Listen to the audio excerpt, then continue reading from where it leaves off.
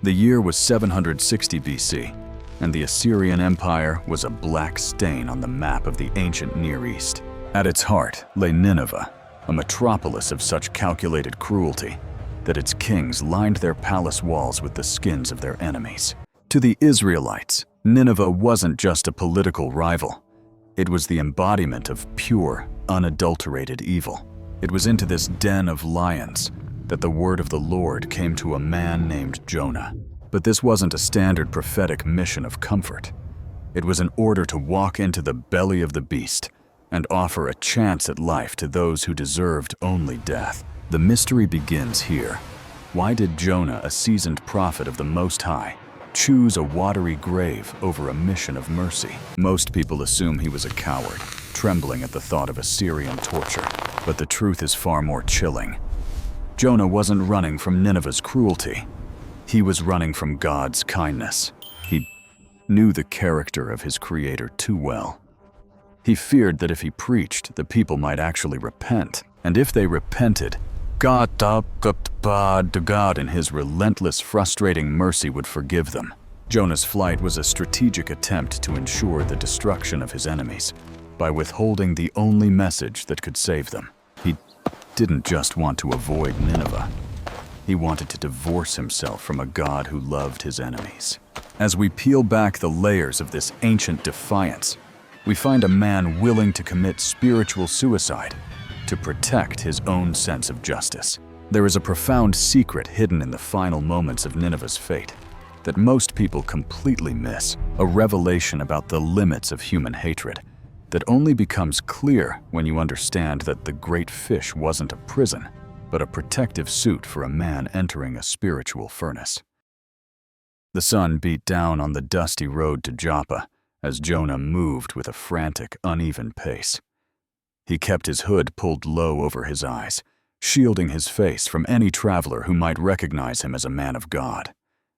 His breath came in shallow rasps, and his sandals were caked in the grit of a journey he was never supposed to take. Reaching the docks, the air grew thick with the stench of rotting fish salt spray and the chaotic shouting of merchants in a dozen languages.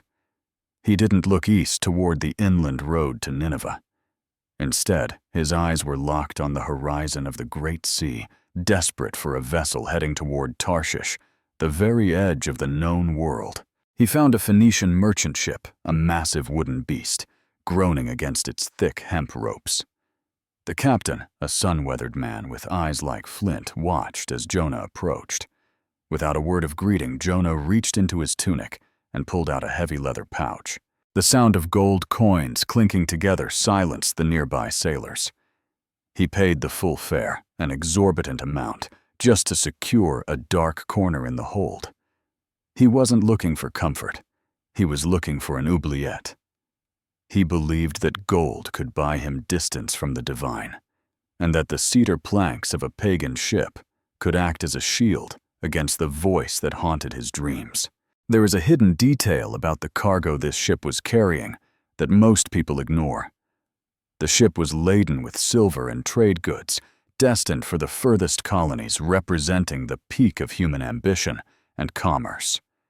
By stepping onto this vessel, Jonah was literally trying to trade his spiritual calling for a material escape. He retreated into the blackest part of the lower deck, lying down on a pile of rough burlap sacks. He thought he had won. He thought the miles of ocean would act as a barrier. But as he closed his eyes, a strange, unnatural chill began to creep through the timbers. The sea was already beginning to recognize its master's fugitive. The coast of Israel vanished into a thin gray line, and for the first time in days, Jonah felt a cold sense of relief. He sat in the bowels of the ship, watching the flickering shadow of an oil lamp dance against the hull. To the sailors above Tarshish was a land of wealth, but to Jonah, it was a sanctuary of silence, the only place on earth where he believed God's voice would finally be drowned out by the roar of the Atlantic. He was attempting the impossible, a divorce from the divine. The rhythmic creaking of the ship acted as a lullaby, and Jonah, exhausted by the weight of his rebellion, fell into a deep, unnatural sleep. But while he slept, the atmosphere above deck shifted. The sea did not grow restless gradually. It transformed in an instant. The sky, once a clear sapphire, turned the color of a bruised lung. The wind didn't just blow, it shrieked, tearing at the sails with a focused, predatory fury. This wasn't a seasonal storm or a simple change in pressure. It was a summons. The veteran Phoenician sailors' men, who had survived 100 gales, looked at each other with wide, bloodshot eyes. They saw waves rising like jagged mountains, and they felt a spiritual weight pressing down on the ship that they couldn't explain. They began to cry out each to their own god, hurling their precious silver and grain into the churning foam to lighten the load. They didn't know yet that the heaviest thing on the boat wasn't the cargo, but the man snoring in the darkness below. There is a terrifying connection between the geography of Jonah's flight and the specific way the sea reacted. The Mediterranean was acting as a divine bounty hunter. The sailors realized that no amount of human effort could stabilize a ship that was being targeted by the Creator. While the crew fought for their lives, Jonah remained in his death sleep, a psychological state of total surrender to his own darkness, unaware that the ocean was about to demand his very soul as payment for his flight. The ship was dying. The massive cedar beams groaned like a wounded animal, and the hull twisted so violently that the sailors feared it would shatter like glass. Water poured over the gunwales, cold and relentless. In the midst of this chaos, the captain stumbled down into the hold. He found Jonah not praying, not helping, but slumped in a heavy, oblivious sleep. The captain grabbed him by the shoulders and shook him with desperate fury. "How can you sleep?" he roared over the thunder. "Arise, call upon your God. Perhaps he will notice us, so that we do not perish." Jonah climbed onto the deck, and for the first time he saw the face of his rebellion. The sea wasn't just rough. It was angry, as if the water itself was trying to reach up and snatch him. The sailors, realizing that their prayers to their own gods were falling on deaf ears, gathered in a tight circle. They believed in a world of spiritual cause and effect. "Let us cast lots," they cried, "to find out who is responsible for this evil." They threw the stones, and every eye watched them tumble across the wet wood. The lot fell on Jonah. In that moment, the prophet stood exposed, a fugitive caught in the spotlight of the heavens. A barrage of questions hit him. Who are you? What is your occupation? Where do you come from? Jonah looked at the terrified faces of these pagan men and finally spoke the truth he had been trying to outrun. "I am a Hebrew," he said, his voice steady despite the gale, "and I worship the Lord, the God of heaven, who made the sea and the dry land." A wave of absolute horror washed over the crew. They realized they weren't just fighting a storm. They were caught in the middle of a private war between a creator and his servant. They asked, "What have you done?" not as an inquiry, but as an exclamation of dread. Jonah's confession was the turning point. He was no longer a passenger. He was the cause of their impending death. "What must we do to you?" the captain pleaded, his voice cracking against the wind. Jonah stood at the railing, the spray of the salt water stinging his eyes. His response was cold, calculated, and terrifyingly calm. "Pick me up," he said, "and hurl me into the sea." This is the moment most readers misunderstand. Jonah wasn't being heroic. He was still refusing to go to Nineveh. In his mind, the crushing weight of the depths was a better fate than showing mercy to his enemies. He was demanding an execution to avoid his mission. He was betting that God would let him die rather than force him to be a vessel of grace. But the sailors, gripped by a sudden divine reverence, fought back against the inevitable. They didn't want the blood of this God-man on their hands. They threw their entire weight against the oars, their skin tearing and their bones screaming as they tried to row against the supernatural current. It was a battle of human will against cosmic decree. They fought for the life of a man who had already surrendered his own. But the sea rose up like a living fortress, a wall of iron water that sent them crashing back. Finally trembling and weeping, they looked to the heavens, begged for forgiveness, and lifted Jonah's body over the edge. As his feet left the wood, the world went silent. The millisecond Jonah hit the surface, the wind vanished. The waves flattened. The roar stopped. This sudden silence was more terrifying than the storm itself. It was the sound of a closed door. The sailors were saved, but Jonah was gone. There is a chilling detail in this silence. It proves the storm was never about the weather. It was a targeted intervention. The sailors immediately offered sacrifices, recognizing a power greater than their own, while Jonah began his descent into the roots of the mountains. He had finally found the silence he wanted, but it was the silence of a tomb. What does it feel like when the universe finally catches up to you? As Jonah plummeted into the abyss, the Mediterranean didn't just swallow him, it crushed him. Seaweed wrapped around his throat like a living noose, while the weight of 1,000 tons of black water pressed against his ribcage. He was descending into what the ancients called the belly of Sheol, a place where light has never existed. But just as his lungs prepared to burst, a shadow emerged from the darkness, a shadow so immense it made the ship above look like a toy. This was no ordinary creature. It was a biological anomaly, a leviathan prepared for this singular moment in time. The beast didn't attack. It simply opened its maw and inhaled. In a terrifying rush of salt and slime, Jonah was swept past rows of jagged ancient teeth into a cavern of pulsating flesh and acidic heat. Inside the walls, with a rhythmic, suffocating beat, Jonah sat in a darkness so thick he could feel it on his skin, surrounded by the rotting remains of the deep. He was alive, yet buried a prisoner in a wet, digestive purgatory. He lay there, listening to the muffled roar of the ocean through the beast's thick hide. There is a disturbing medical reality to this part of the story. The stomach acid of a large whale or sea creature is designed to break down bone and shell. For 3 days, Jonah's skin was being chemically bleached and his hair singed by these enzymes. This living tomb was a psychological breaking point.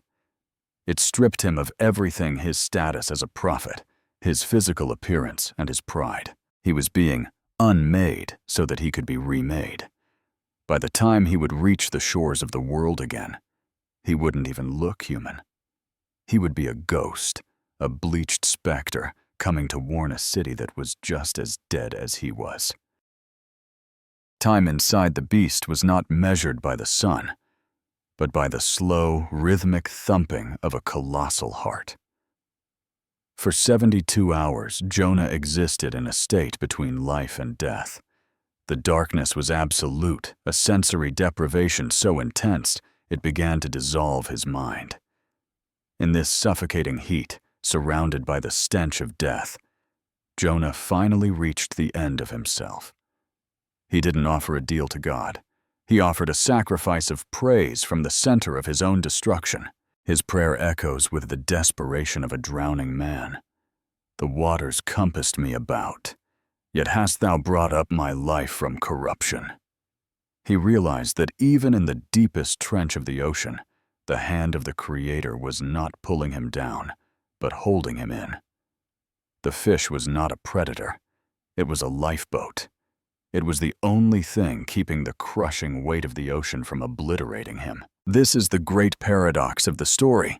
Jonah found his freedom only when he was most imprisoned. His pride broke not under the storm, but under the realization that God would go to the very bottom of the world just to keep a conversation going with a stubborn man.